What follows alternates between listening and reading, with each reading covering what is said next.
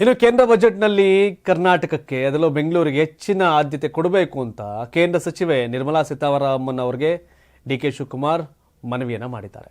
ಹೌದು, ಅತ್ಯಂತ ವೇಗವಾಗಿ ಬೆಳೆಯುತ್ತಿರುವ ಬೆಂಗಳೂರಿನ ಅಗತ್ಯಗಳನ್ನು ಪೂರೈಸಲು ಕೇಂದ್ರ ಬಜೆಟ್ನಲ್ಲಿ ಹೆಚ್ಚಿನ ಆರ್ಥಿಕ ನೆರವು ನೀಡುವಂತೆ ಉಪಮುಖ್ಯಮಂತ್ರಿ ಡಿಕೆ ಶಿವಕುಮಾರ್ ಅವರು ಶನಿವಾರ ಕೇಂದ್ರ ಹಣಕಾಸು ಸಚಿವೆ ನಿರ್ಮಲಾ ಸೀತಾರಾಮನ್ ಅವರಿಗೆ ಪತ್ರ ಬರೆದಿದ್ದಾರೆ. ನಿರ್ಮಲಾ ಸೀತಾರಾಮನ್ ಅವರು ಫೆಬ್ರವರಿ 1ರಂದು 2025ನೇ ಸಾಲಿನ ಕೇಂದ್ರ ಬಜೆಟ್ ಮಂಡಿಸುತ್ತಿದ್ದು, ಬಜೆಟ್ನಲ್ಲಿ ಬೆಂಗಳೂರಿಗೆ ಹೆಚ್ಚಿನ ಅನುದಾನ ನೀಡುವಂತೆ ಡಿಸಿಎಂ ಮನವಿ ಮಾಡಿದ್ದಾರೆ. ಸೀತಾರಾಮನ್ ಅವರಿಗೆ ಬರೆದ ಪತ್ರದಲ್ಲಿ ಭಾರತದ ತಂತ್ರಜ್ಞಾನ ಕೇಂದ್ರವಾಗಿ ಬೆಂಗಳೂರು ನಿರ್ಣಾಯಕ ಪಾತ್ರವನ್ನು ವಹಿಸುತ್ತಿದೆ ಮತ್ತು ದೇಶದ ಸಿಲಿಕಾನ್ ವ್ಯಾಲಿ ಎಂಬ ಸ್ಥಾನಮಾನವನ್ನು ಕಾಯ್ದುಕೊಳ್ಳಲು ನಗರದ ತುರ್ತು ಅವಶ್ಯಕತೆಗಳನ್ನು ಪೂರೈಸುವ ಅಗತ್ಯ ಇದೆ ಎಂದು ಒತ್ತಿ ಹೇಳಿದ್ದಾರೆ. 1.5 ಕೋಟಿಗೂ ಹೆಚ್ಚು ಜನಸಂಖ್ಯೆ ಹೊಂದಿರುವ ಬೆಂಗಳೂರು ವಿಶೇಷವಾಗಿ ತಂತ್ರಜ್ಞಾನ ವಲಯದಲ್ಲಿ ಅಗಾಧ ಬೆಳವಣಿಗೆಯನ್ನು ಕಂಡಿದ್ದು, ದೇಶೀಯ ಹಾಗೂ ಅಂತಾರಾಷ್ಟ್ರೀಯ ಹೂಡಿಕೆಗಳಲ್ಲಿ ಆಕರ್ಷಣೆ ಮಾಡ್ತಾ ಇದೆ. ಆದಾಗ್ಯೂ ನಗರದಲ್ಲಿ ಅಸ್ತಿತ್ವದಲ್ಲಿರುವ ಮೂಲಸೌಕರ್ಯಗಳು, ಅದರ ಬೆಳೆಯುತ್ತಿರುವ ಜನಸಂಖ್ಯೆ ಮತ್ತು ಅಭಿವೃದ್ಧಿ ಹೊಂದುತ್ತಿರುವ ಆರ್ಥಿಕತೆಯ ಬೇಡಿಕೆಗಳನ್ನು ಪೂರೈಸಲು ಹೆಣಗಾಡ್ತಿದೆ ಎಂದು ಡಿಕೆ ಶಿವಕುಮಾರ್ ಗಮನವನ್ನು ಸೆಳೆದಿದ್ದಾರೆ.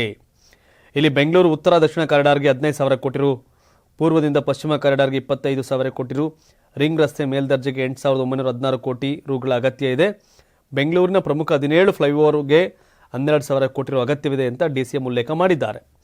ರಾಜ್ಯ ಕಾಲುವೆ ನಿರ್ವಹಣೆ ವಿಸ್ತರಣೆಗೆ 3,000 ಕೋಟಿ ರು ಅಗತ್ಯ ಇದೆ ಅಂತ, ಬಿಸಿನೆಸ್ ಕಾರಿಡಾರ್ಗೆ 27,000 ಕೋಟಿ ರು ಅನುದಾನ ಅಗತ್ಯ ಇದೆ. ಹೀಗಾಗಿ ಈ ಬಾರಿಯ ಬಜೆಟ್ನಲ್ಲಿ ಬೆಂಗಳೂರಿಗೆ ಹೆಚ್ಚಿನ ಆದ್ಯತೆ ನೀಡಿ ಎಂದು ಡಿಸಿಎಂ ಕೇಂದ್ರ ಹಣಕಾಸು ಸಚಿವರಿಗೆ ಪತ್ರವನ್ನು ಬರೆದಿದ್ದಾರೆ.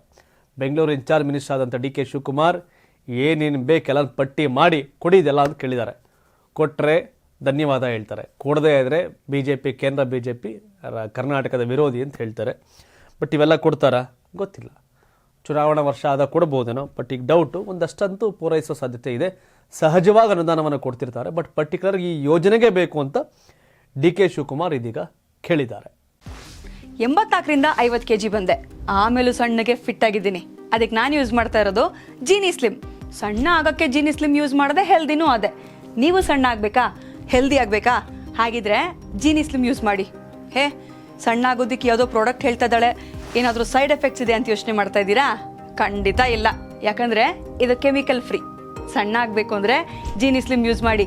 ಹೆಚ್ಚಿನ ಮಾಹಿತಿಗೆ ಕೆಳಗೆ ಡಿಸ್ಪ್ಲೇ ಆಗ್ತಿರೋ ನಂಬರ್ಗೆ ಕಾಲ್ ಮಾಡಿ.